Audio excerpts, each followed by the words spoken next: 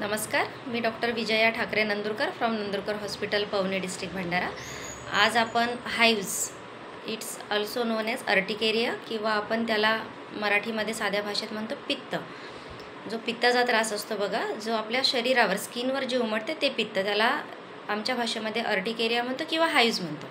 तर हे कशामुळे होतं, याचे लक्षणं काय आहेत आणि आपण त्याच्यावर काय ट्रीटमेंट घेतलं पाहिजे, याच्यावर आज आपण चर्चा करणार आहोत।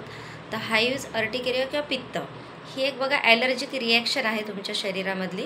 म्हणजे कुठलं तरी ॲलर्जन ट्रिगर फॅक्टर, म्हणजे कुठलंही ट्रिगर फॅक्टर ते असू शकते। मग तुम्हाला ती ॲलर्जी तुमच्या फूडमधून असू शकते, म्हणजे आपल्या खाण्यामध्ये कुठलंही काही जर आलं, म्हणजे कोणत्याही कारणाने कोणत्याही फूडची ती ॲलर्जी असू शकतं। मग कोणाला वांगे खाल्ल्यामुळे होतं, कोणाला शेंगदाणे खाल्ल्यामुळे होतं, कोणाला फिश खाल्ल्यामुळे सुद्धा होऊ शकतं, आलू खाल्ल्यामुळे सुद्धा होऊ शकतं, कोणती पालेभाजी खाल्ली त्याच्यामुळे सुद्धा होऊ शकतं, कोणी चॉकलेट्स खाल्लं तर त्याच्यामुळे होऊ शकतं। अनेक म्हणजे कुठल्याही फूडचं जर ॲलर्जी तुमच्या बॉडीमध्ये असेल तर तुमचं ते ॲलर्जिक रिॲक्शन देऊन तुम्हाला ते अर्टिकेरिया तयार होतं। दुसरं, जर कोणत्या मेडिकेशन जे असतात, अनेक प्रकारच्या काही औषधी येतात, ज्या मेडिसिन्सच्या ॲलर्जिक रिॲक्शनमुळे सुद्धा तुम्हाला अर्टिकेरियाचा, पित्ताचा त्रास होऊ शकतो। जसं ॲस्पायरिन्स आहेत किंवा काही पेनकिलर आहे, आयबुप्रोफेन आहे, पेनिसिलिनसारख्या मेडिसिन आहे, ज्याच्यामुळे तुम्हाला ॲलर्जिक रिॲक्शन हे होऊ शकते।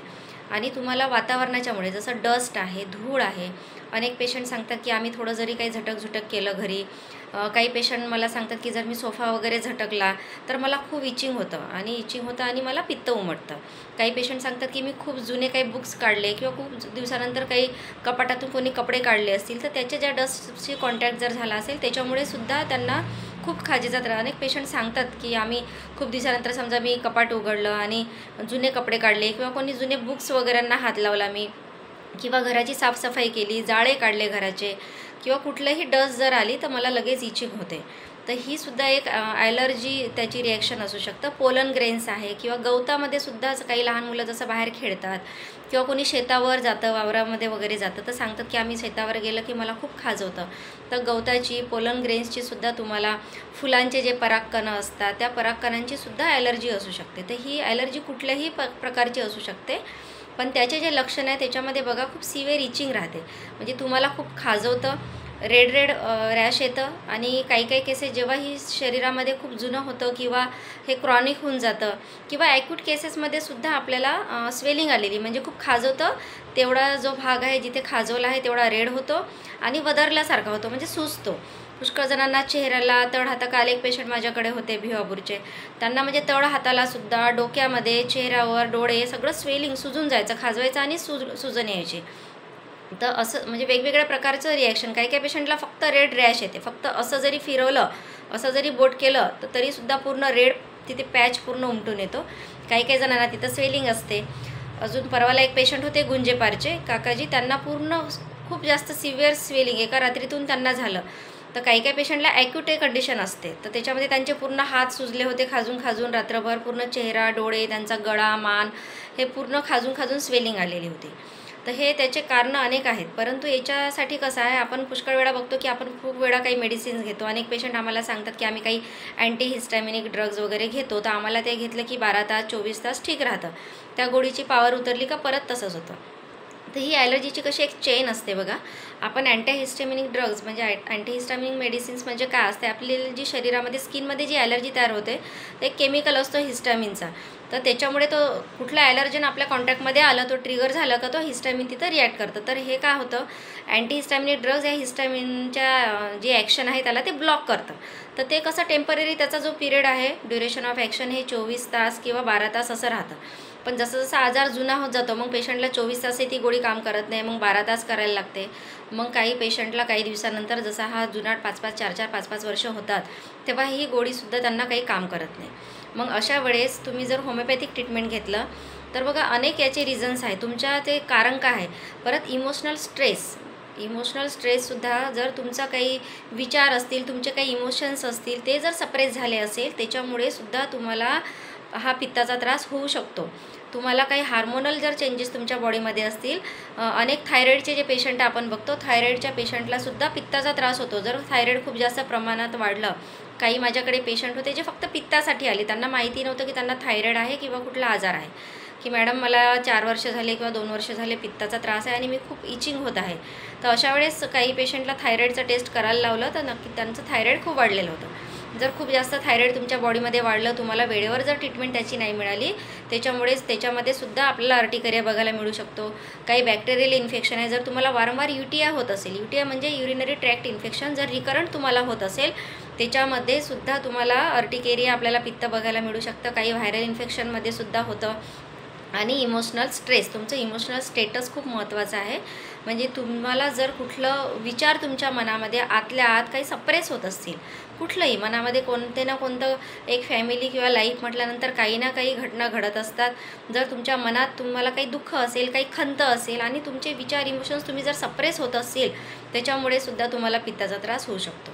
मधात एक पेशंट माझ्याकडे आली होती, जी पेशंट ती सावनेरची होती आणि तिला जवळपास 6 ते 7 वर्षापासनं तिला हा पित्ताचा त्रास होता आणि अनेक तिने ट्रीटमेंट घेतल्या होत्या. खूप साऱ्या फाईल्स माझ्याकडे ती घेऊन आली की मॅडम मला खूप जास्त त्रास, आणि तिचं लग्नाचं वय होतं. तिची मावशी तिला घेऊन आली की मॅडम हिला खूप जास्त त्रास आहे, आता हिचं लग्न करायचं आहे पण हिला खूप त्रास आहे आणि औषधी घेऊन आम्ही परेशान आहे. तर तिला तिची जेव्हा मी हिस्ट्री घेतली त्या मुलीची आणि तिला विचारलं की बेटा तुला 6-7 वर्षाच्या आधी तुझ्या लाईफमध्ये काही घडलं आहे का, किंवा काही अशी घटना किंवा कुठलं तुझ्या मनामध्ये काही दुःख खंत असं काही आहे का. तर तेव्हा ती एकदम रडायला लागली आणि तिने सांगितलं की मॅडम 7 वर्षाआधी माझी आई, कॅन्सर झाला होता माझ्या आईला आणि माझ्या आईची डेथ झाली, माझी आई मरण पावली आणि त्याच्यानंतरच तिला तो त्रास सुरू झाला. म्हणजे तिच्या मनात जे विचार, ते दुःख, ते जे सलत होतं, ते सप्रेस झालं होतं, त्याच्यापासून तिला हा अर्टिकेरियासारखा आजार हा तयार झाला.